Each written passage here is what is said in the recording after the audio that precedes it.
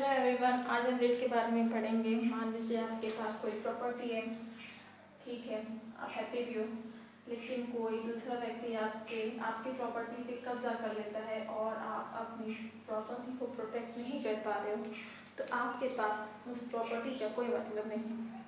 हमारे संविधान में आर्टिकल 12 से लेकर 35 तक मूल अधिकारों का प्रावधान है। ये मूल अधिकार किस लिए हैं? व्यक्ति के सामाजिक, आर्थिक, राजनीतिक और आध्यात्मिक विकास के लिए मूल अधिकार दिए गए हैं।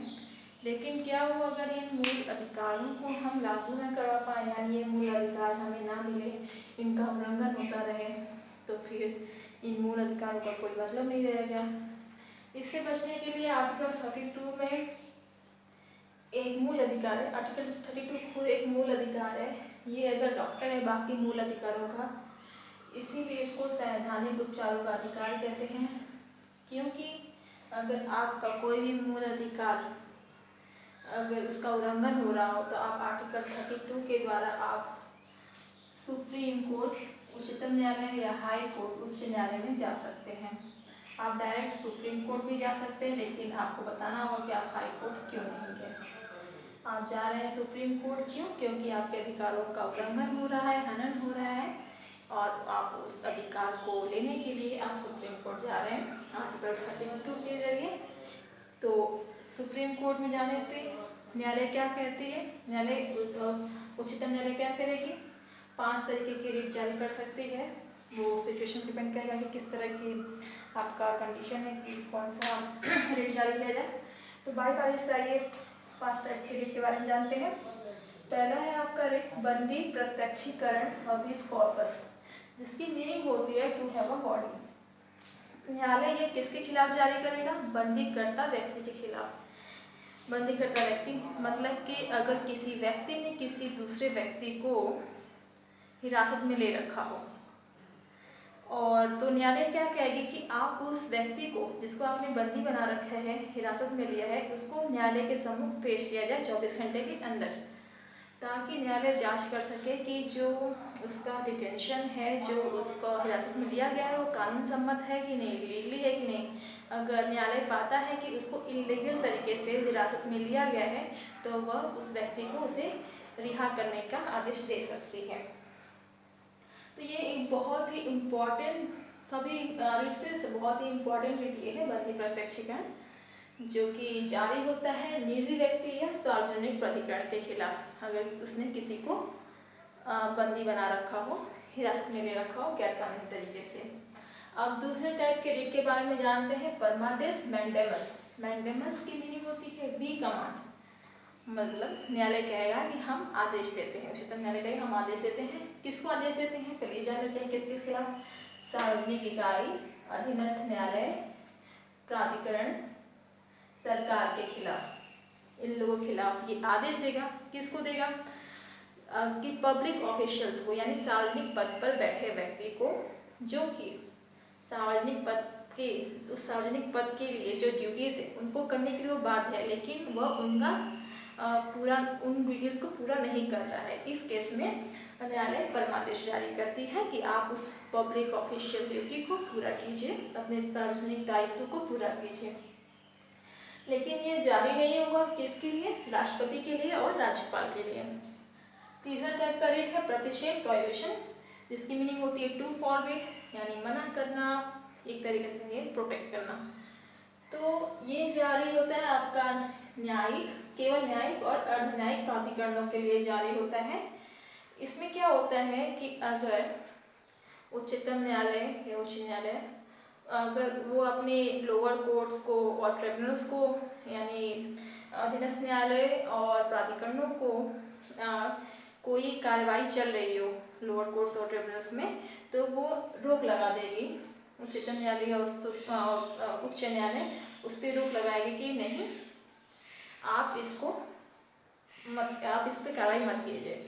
मीन्स कि ये जो प्रतिषेध रिट है, ये अपने अधीनस्थ न्यायालय को, ये अधीनस्थ न्यायालय और अधिकरणों को अपने कानून क्षेत्र से बाहर जाकर किसी कार्रवाई पर फैसले लेने से रोकती है।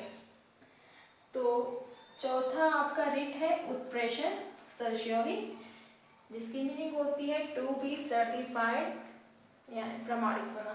ये प्रमाणीकरण किस लिए है? तो इसमें भी सुप्रीम कोर्ट और हाई कोर्ट अपने अधीनस्थ न्यायालय और अधिकरणों को क्या कहेंगे? अगर ये दो केसेस में ये जारी होता है, जैसे कि कोई फैसला लिया जा चुका है अधीनस्थ न्यायालय अधिकरण द्वारा, और सुप्रीम कोर्ट या हाई कोर्ट को जांचना है कि जो इनके द्वारा फैसला लिया गया है वो किसी कानून का उल्लंघन, संविधान का उल्लंघन तो नहीं कर रही है। ये जांच करने के लिए हम उत्प्रेषण का वो रिट जारी करती है न्यायालय, और अगर पाती है कि हाँ इसमें उल्लंघन हुआ है इस फैसले में, तो उसको समाप्त कर देती है, उस आदेश को समाप्त कर देती है। और दूसरे केस में ये तब जारी होता है जब कोई व्यक्ति है अपने चाहता है कि इस स्टेट से दूसरे स्टेट में उसका वो जो फैसला लिया जाए, तो उत्प्रेषण, जैसे कोई लंबित मामला है लोअर कोर्ट्स में, ट्रिब्यूनल्स में, तो वो न्यायालय, उच्चतम न्यायालय अपने पास मंगवाती है ताकि जो बर्डन है वो कम हो सके। तो लंबित मामलों को अपने पास लाने के लिए ये रिट जारी होता है। और फिर पांचवा टाइप का आपका जो रिट है वो है क्यो वारंटो, बाय व्हाट अथॉरिटी, किस अधिकार से। तो अगर कोई व्यक्ति है जो अपने सार्वजनिक पद पर बैठा हुआ है और उसकी दावा करता है कि हाँ मैं इस पद पे हूँ, और कोई अपना एक्शन लेता है, तो उससे ये रिट जारी करके पूछा जा सकता है कि आप किस अधिकार से इस पर बैठे हो, आप किस अधिकार से इस पर वो कर रहे हो। तो इसकी जांच होती है, उसकी वैधता की जांच होती है कि अगर जिस पद का वो दावा कर रहा है। तो ये 5 तरह के रिट थे, और इसको जारी किया जा सकता है किसके लिए? तो इसको जारी किया जा सकता है सार्वजनिक पद के लिए, किसी भी उसके लिए। तो ठीक है, और मैंने ये प्रतिशत बताया, प्रतिशत किसके लिए जारी नहीं होगा? कार्यपालिका, विधायिका, निजी व्यक्ति और निजी संस्था के खिलाफ नहीं जारी से कर सकता। अधिकार परीक्षा में एक खास बात ये है कि बाकी जो चारों आपका जो रिट जारी होता है वो किसकी याचिका पर जारी होता है? जो पीड़ित व्यक्ति है उससे संबंधित व्यक्ति पे। लेकिन क्यो वारंटो का कोई भी व्यक्ति इसकी याचिका जारी कर सकता है, जरूरी नहीं कि वह पीड़ित व्यक्ति हो। तो सुप्रीम कोर्ट के अलावा हाई कोर्ट, उच्च न्यायालय भी रिट जारी करता है। अब हम सुप्रीम कोर्ट और हाई कोर्ट की जो रिट जारी करने की शक्ति है उस पर थोड़ा सा डिफरेंस देखेंगे। डिफरेंट क्या है इसमें?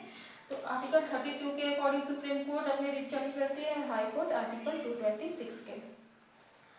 तो आर्टिकल 32 जो है खुद एक मौलिक अधिकार है, मतलब कि सुप्रीम कोर्ट रिट कब जारी करेगा? केवल मौलिक अधिकारों के हनन के केस में।